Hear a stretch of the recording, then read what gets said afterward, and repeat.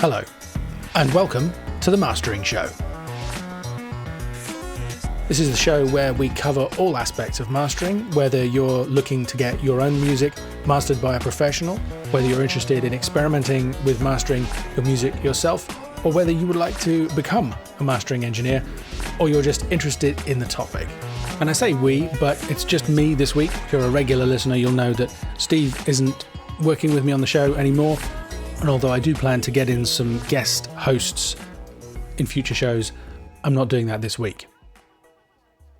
And this week, I'm going to tackle a listener question. This was from Jay, who wanted to know more about how I suggest you use reference tracks, and especially how to use them effectively. So this is something I mentioned briefly in episode 2, because it's a great way to overcome the challenge that everybody has when they're trying to master stuff themselves, which is, how do I know what my stuff is supposed to sound like? Especially if you're trying to master your music in a room where you've also recorded and mixed it, it's already going to sound as good as you could possibly get it based on the monitoring that you have and the listening environment that you have. You know, how are you supposed to adjust your mindset to approach that from a mastering perspective? And the great way, I mean, it's a great way to work in general to use reference tracks, but especially in mastering, is to bring in reference tracks, namely songs that you think sound fantastic everywhere, in order to figure out what your music should sound like. And the reason that works is that it allows you to compensate for any quirks or deficiencies in your monitoring environment, either your speakers or your room. So for example, let's say your listening environment has a boost in the frequency spectrum at about 70 hertz. That boost is going to be added onto everything that you listen to. And the risk is that in trying to compensate for that, you won't put enough 70 hertz in, and everything you do will be lacking at that frequency. But if you take a reference track that sounds great everywhere else out in the world and bring it in, that reference track will have that boost at 70 hertz. So when you compare your music to the reference track and try and match it, you can think to yourself, okay, I need to add a little bit more at that frequency to fit that frequency shape. And then when you take your music out into the world on every other system, it's going to sound absolutely fine. So in theory, using reference tracks actually allows you to compensate for a great many deficiencies in your monitoring environment. Now, the reality is, whilst it's possible, it's much more difficult. The more problems there are with your monitoring, the harder it is to get a great result. And I know from my own experience working in rooms that have issues, it can really make you struggle, even when you've got a lot of experience in mastering. And so this isn't to take away from any of the advice I've given you so far, or that I'll give you in future, about trying to get the best possible listening environment when you're trying to master music and when you're mixing and recording in general. But it is an effective strategy. So I'm just going to go through a few kind of guidelines and make some comments about using reference tracks that will hopefully help you be successful with that, if that's something you're trying to do.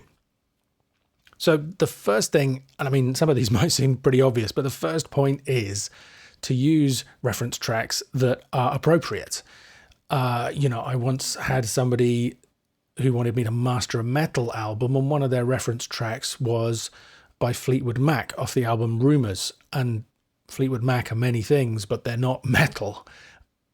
And I mean, there was a huge range. I mean, there was a King Crimson track in there as a reference. There were a couple of metal tracks. I think there might have been a Johnny Cash song. I mean, I think he was trying to show me the full range of his musical taste, perhaps, but I just couldn't figure out what the hell he was getting at in terms of how the sound of these songs related to the sound of the songs he wanted me to master. So when you're choosing reference tracks, it needs to be in the same genre, ideally, and it needs to be the kind of sound that you aspire to. You know, if you want to get something super clean and polished, then using something that sounds grungy and gritty is not going to help you a huge amount. If you want a gritty, aggressive sound, then using something that's super clean is not going to be useful. I mean, it sounds straightforward when I say it. It almost sounds too simple to bother saying, but the number of times I've been sent reference tracks that really don't bear any relation to the material, some people seem to struggle with the concept. So yeah, something that is appropriate, something that kind of fits in with what you're trying to achieve. And I mentioned it before, but it's worth making a proper point of this. The reference tracks you're using need to sound amazing, and they need to sound amazing to you everywhere. This is one of the key things. Don't just choose something that sounds incredible in your car, but crappy on your hi-fi, or don't just choose something that sounds amazing in the studio, but sounds weird in the outside world. One of the hallmarks of a song that has been successfully mastered is that it translates well. It works well on every system. It's not necessarily going to sound right. I mean, car stereos are one of my favorite examples. So often they have a super hyped low end on them. So everything that you play in there has this enormous pounding bass in there, this kind of extra sub bass content. So that's not going to be right if you're listening to some kind of gentle folky song, but that is the way that material sounds in that situation. Everything has that sonic character stamped onto it when you listen to it in that situation, but it should still sound great. And that's why I don't necessarily suggest you adjust your mix based on an observation when you listen in a car or on a boombox or, on a pair of cheap headphones or whatever. Make a note of what you're hearing. Think to yourself, okay, that's interesting. Take it back into the studio, listen to it on the highest quality monitoring you have, and try and figure out whether it really is a problem in the music or whether it's just something that you're hearing in the car or on the boombox or wherever. Listen to it everywhere. It needs to sound great everywhere. That shows that it translates well. Clearly, if you play it on a little smartphone speaker, it won't have any bass. That's okay. Nothing has any bass in that situation. It still needs to sound good. And the next point, which is absolutely crucial, is that you need to turn your reference tracks down. Almost everything that you choose to use will have been mastered and has probably been mastered to the hilt. Even conservative songs these days are mastered very loud, especially in comparison to stuff that you listen to in the 80s or 90s. And unless that aspect of the mastering is something you particularly want to emulate, you need to kind of remove it from the equation. Let's say your mix has RMS or loudness levels around about the -16 kind of level. If you bring in even a conservative master these days, the RMS and the loudness is more likely to be up near -10, -9, -8, and some of the really aggressive stuff will be up near -6, -5. If you try and match the song that you're working on with one of those really aggressively mastered songs, you're automatically falling in with that trend, and you're going to actually have a huge struggle. It takes a great deal of skill to get things to sound acceptable at that kind of level, and as we know, lots of mainstream releases don't succeed. Whereas, if you turn your reference tracks down, you can make your music sound great in comparison with the references, and then you can start to think about the loudness. I think I mentioned this way back in the early episodes of this podcast, but one of the big decisions you have when you start out mastering is to decide how loud you're going to make things. That decision influences how loud your mastering level, the monitoring level that you choose, is going to be, because that's your benchmark.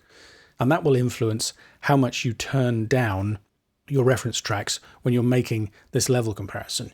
If you choose a higher monitoring level, you will want to turn really loud stuff down more. If you choose a lower monitoring level, you might be tempted to turn it down less. So that decision is critical. And again, my advice for choosing the right level is to choose some stuff that you think is perfect in terms of loudness and dynamics, and set your monitoring level with that so that it is comfortable at high levels for long periods of time. If you start to get ear fatigue, then the level is too high. If you keep feeling like you want to turn everything up, then the level is not quite loud enough. It'll take a little while to settle into that level, but once you've found it, you can stick with it. And then you can just adjust the playback level of your reference tracks so that they sound comfortable at that mastering level. That's obviously not an especially precise way of doing it, so a better way is to measure the loudness and adjust your reference tracks to a standard. So let's say you agree with me that the latest James Blake album, The Colour in Anything, has fantastic dynamics and is perfect in terms of the loudness. Once you've adjusted your monitoring level so that you're comfortable with that song as your reference, You can then use a loudness meter to measure the loudness of the song. When you know what that loudness is, that's the reference level you want to adjust everything else to. So I don't remember exactly. I think the loudness might be maybe -14, -12 on that album. But then the reference track that you choose when you bring it in and you measure it comes up at a loudness of -8. The difference between 8 and 14 is 6 dBs. That means that your reference track is 6 dBs louder than you ultimately want your music to end up.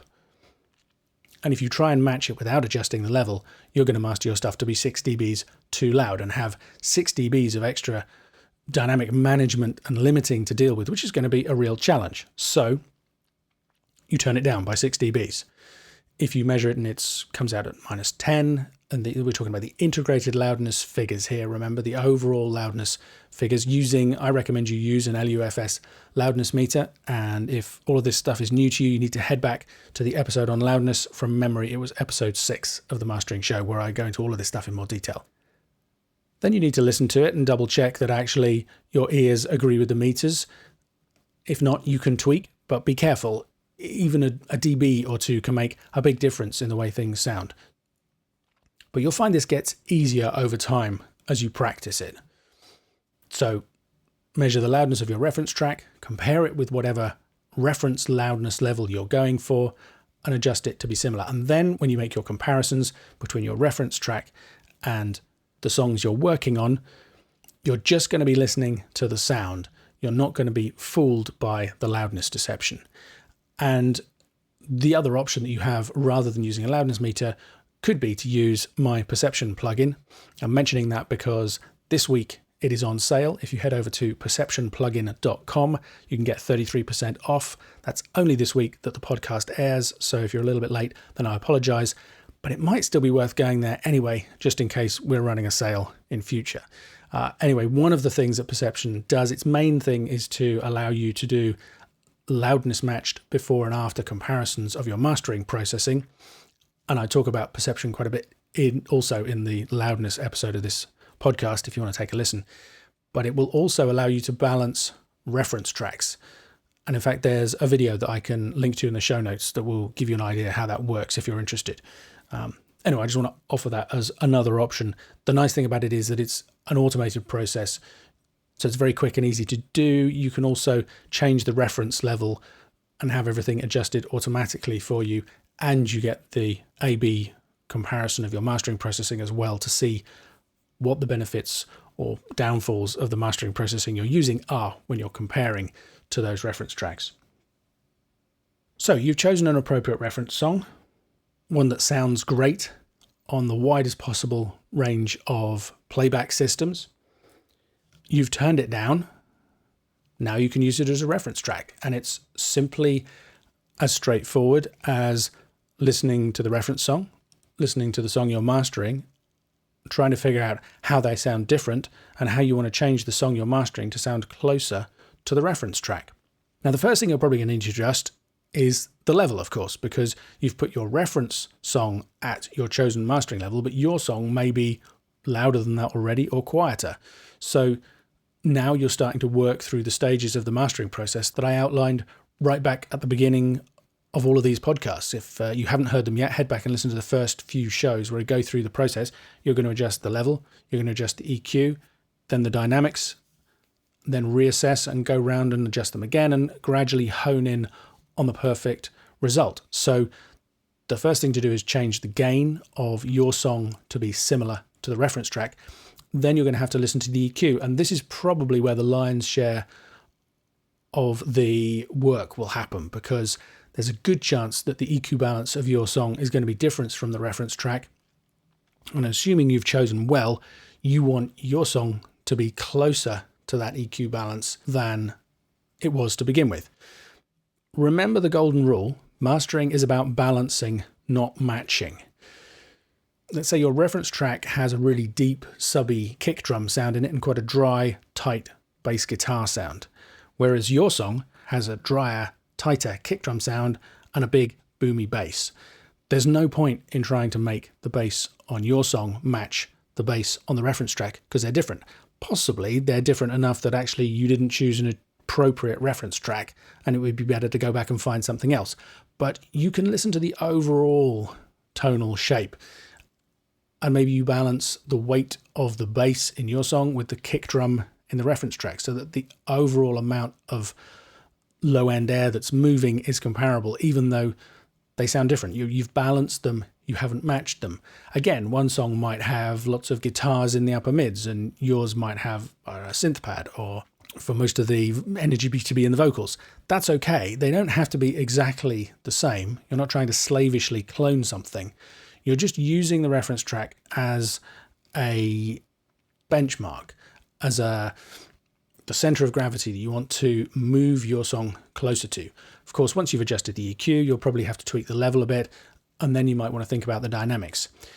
Hearing dynamics processing is one of the biggest challenges, I think, for anybody, at any point in music production, to be honest, because a compressor or a limiter can achieve so many different results depending on how you use it. So if your song has very different dynamics to the one that you're using as a reference track, then figuring out what those differences are and trying to get closer to them, that's going to be a real trick, but it will come over time.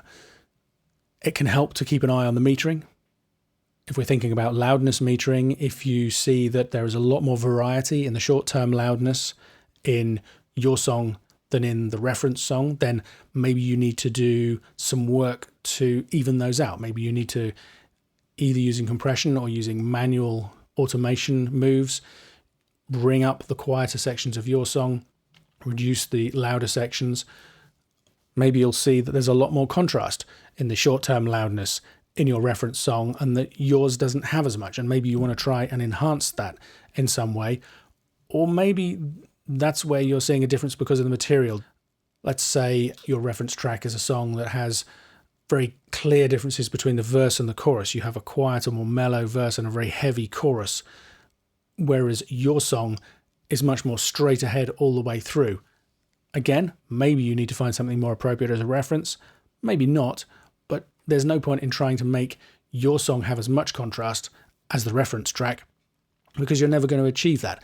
And that leads me to the maxim that goes along with this week's topic of using reference tracks. Give yourself a break. Yes, using reference tracks is an incredibly powerful strategy. It can also be an incredibly depressing strategy because whenever it's hard enough, right, when you're recording and mixing your own stuff to try and get close to the idea that you have in your head, to get the performances right, to get the sounds right, to, we're all our own biggest critics when it comes to this stuff. And then when you put it head to head with a top flight production, something you've chosen because it sounds amazing everywhere, that's a really high bar to try and achieve. But I read something once that I really liked where somebody said, that's okay. That process, that's natural. When you start out anything, you're no good at it. And that can be depressing because you know how much what you're doing sucks. But that shows that you have great taste. That shows that you can hear the differences. You're not one of those kids who turns up on the X Factor and looks appalled when somebody tells them you can't sing because they've never recorded their own voice and listened to it and compared it to their favorite artists. The fact that you can hear that what you're doing is not yet where you want it to be, that's what's going to enable you to achieve it ultimately through mastering or through improving the mix and the recording, possibly, depending on where you're at. What I'm saying is it's okay. You put the reference track on, you listen to your own, you think, oh, I'm never going to get close to that. The process of trying to get closer is going to teach you a huge amount. If you discover I need to use more dynamic control because I want a more all pegged sound for it all the way through, that's a valuable lesson. If you're listening to it and going, actually, there's not enough dynamic variety in what I'm doing, I need to try and enhance that. That's a valuable lesson to it. If you listen to it and think, well, I have an EQ imbalance, one aspect of the mix is really big and full sounding and another is kind of thin and weak, and whatever EQ I do, I never get them to match. That's a learning experience. If you're doing this stuff for clients, for other people, that's information, valuable information you can feed back to them to help them, and they will thank you for that, providing you say it fairly politely. So yeah, do use reference tracks. They are going to help you achieve your goal. But do be patient with yourself. Do allow yourself the room to make mistakes, to figure out what the solutions are, and to improve over time. Using reference tracks is one of the most effective things you can do. It's also one of the most brutal tests you can put your own music up to. And you can probably tell I'm speaking with the voice of experience here. So, take it from me. It happens to all of us, and that's the way that you improve. That's one of the secrets. So there you go. Fairly short and sweet this week. I hope you found it useful and interesting even so. If you like this show, please leave a rating and a review wherever you found it. Head over to themasteringshow.com, sign up for the hot list, the email list, so you get notified of future episodes, competitions or special offers we might have at any point. Take a look at the show notes. There's a load more information like this on my website, productionadvice.co.uk. And you can find me on Facebook and on Twitter at Ian Shepherd. This week's show was edited by John Tidy at reaperblog.net. John took over from Steve with the editing duties last week, so I want to say thank you to him for stepping up and helping out. And the music for the show was by Kaylee Law. My name is Ian Shepherd. Thanks for listening.